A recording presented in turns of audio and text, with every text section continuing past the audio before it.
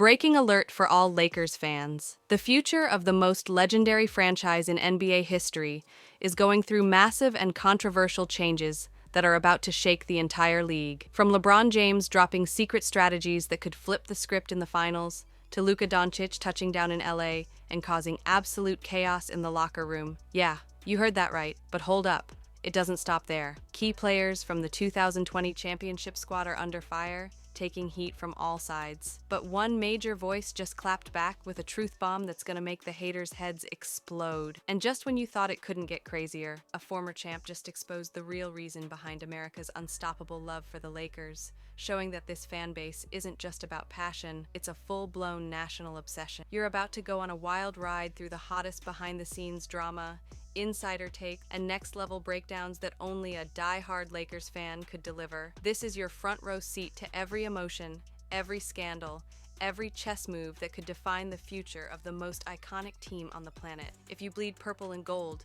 if you want to be ahead of the game, if you need the real inside scoop on what's going down in Lakerland, you can't miss this video. So smash that subscribe button right now. Hit the bell to stay locked in and join the family. Our mission is to hit 1,000 subscribers and take Lakers Inside Report to the next level. And you, yes you, are the fuel that'll drive this revolution. Let's ride together and stay locked in on everything that's going to make the rest of the league tremble next season. The future of the Lakers starts right now. Can you picture the greatest player of this generation? Remembering the days he just wanted to hoop until the streetlights came on? Yeah, even the gods had to start somewhere. At 40 years old, LeBron James is still defying time, the haters, and honestly, straight-up logic. The dude is still one of the most dominant forces in the NBA after 22 seasons. So what's keeping this beast going? What still burns in the King's chest? It ain't about stats anymore. It ain't about rings. It's pure love, raw passion. And in a powerful moment on the Mind the Game podcast, LeBron opened up. He said he doesn't even remember exactly when he fell in love with the game, but he remembers the feeling. Watching the legends, MJ, Penny, Grant Hill, the sneakers, the commercials, the cracked concrete courts in the neighborhood, the street games before the lights came on. I just wanted to play anything. Football, baseball, dodgeball, tag. But with basketball, the love became fuel. LeBron James. He talks about how those early youth leagues lit the fire. The competition, the trophies, the medals, the banquets, and how the glow of NBA stars inspired a kid from Akron to dream big. That's the feeling that still drives him to train like a maniac, take care of his body like he's 25, and play 70-plus games a season at 40 years old. But of course, where there's light, there's always shade. And you already know, LeBron's lived his whole career under the microscope. One slip, one bad game, and here comes the wave of criticism. But this time, someone had his back. DeMar DeRozan, a vet who's been through the fire himself, said it best. It's ridiculous to criticize a guy playing at this level for 22 years. He's one of the greatest to ever do it. That should be celebrated, not questioned. So now let me ask you, Laker Nation, have you really stopped to realize how blessed our generation is to watch this man ball for so long? How many kids today have that same fire in their eyes that he had watching MJ? LeBron's not just playing for himself anymore. He's playing for us, for the story, for the legacy. But are we really ready for when that final chapter comes? Drop a comment below. What was your moment when you fell in love with basketball? And what does LeBron mean to you as a fan? If this story hit you in the feels, share this video with another diehard in purple and gold. Because being a Laker fan means living every chapter like it's the last. And with LeBron, this story is far from over. While most people are chilling, LeBron's in the lab. And what he just revealed might change the way we see the game. Even off the court, still recovering from that war against Denver, LeBron James isn't taking his eyes off the playoffs.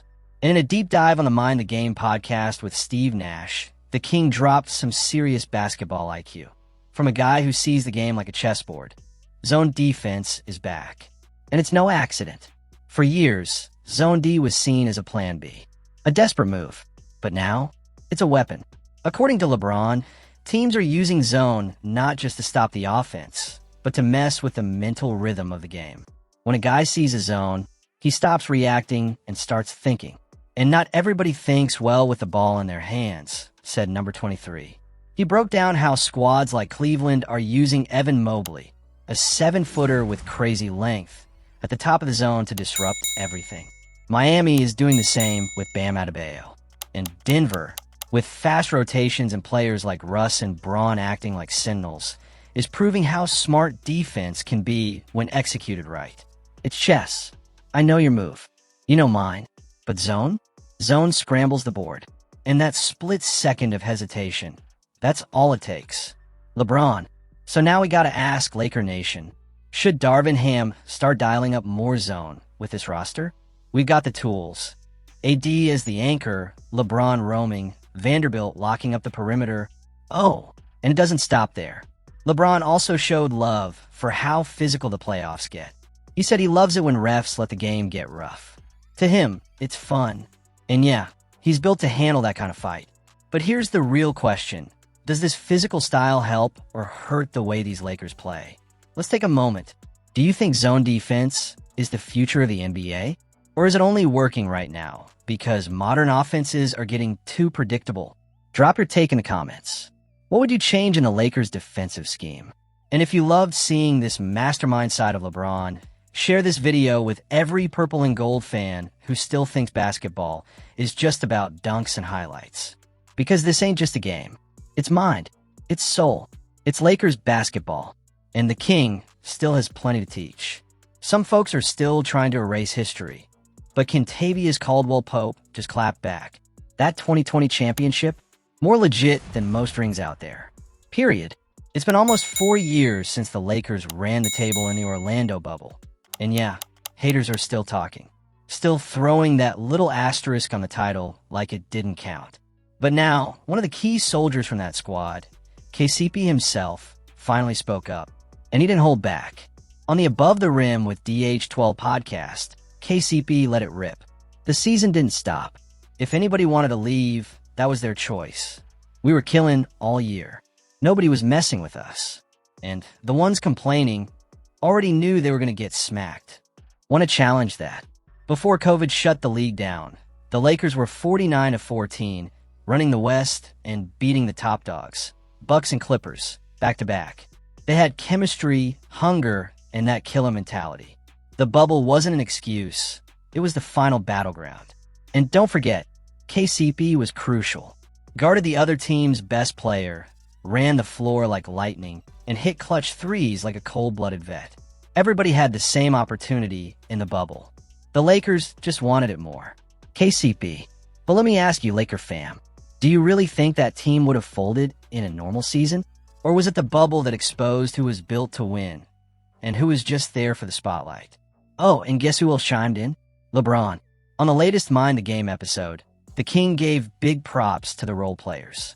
He shouted out KCP, Caruso, and Rondo as key pieces in that title run. The same way we're seeing guys like TJ McConnell and Isaiah Joe step up big for Indiana and OKC. Because when it's all said and done, championship teams aren't built on stars alone.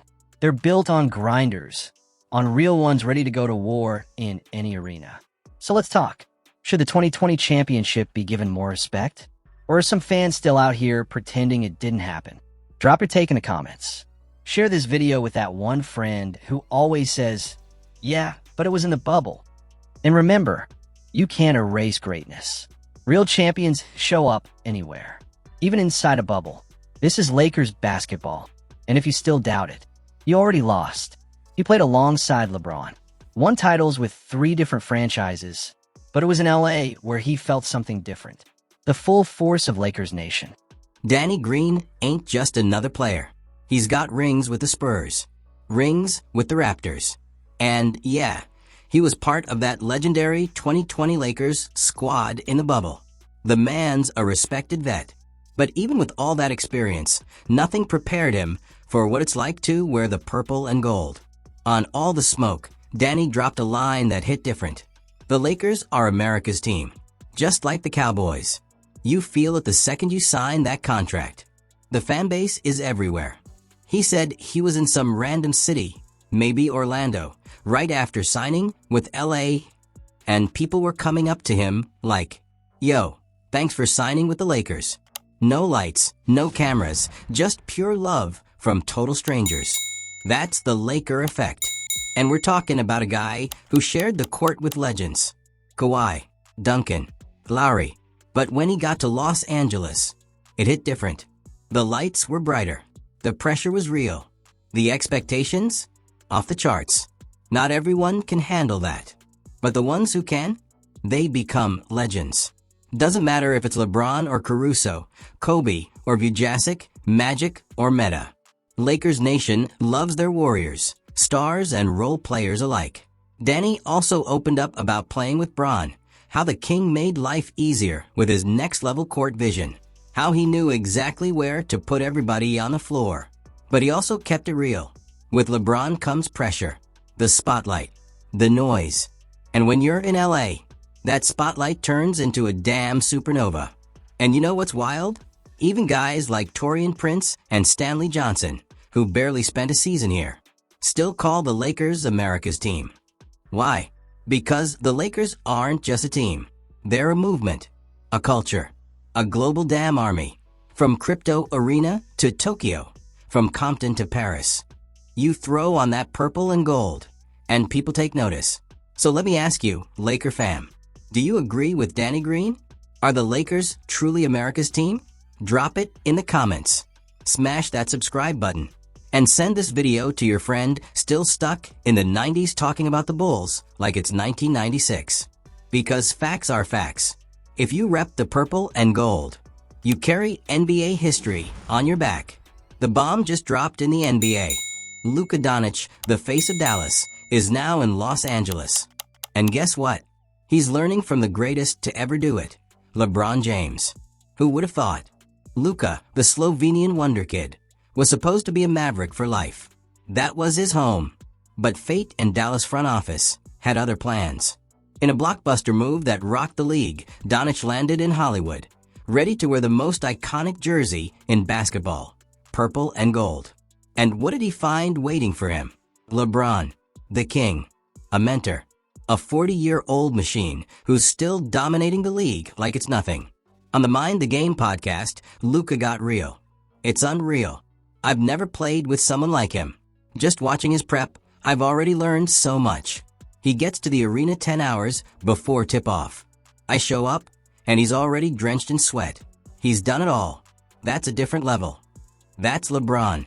Not just talent, obsession, routine, discipline. And Luka, just 26, is soaking it all in. I'm learning off the court first, then on it. Because everyone already knows what kind of player he is. This duo could be historic.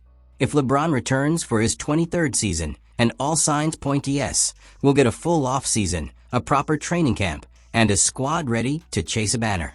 LeBron and Luka? Unselfish, cerebral, killer court vision.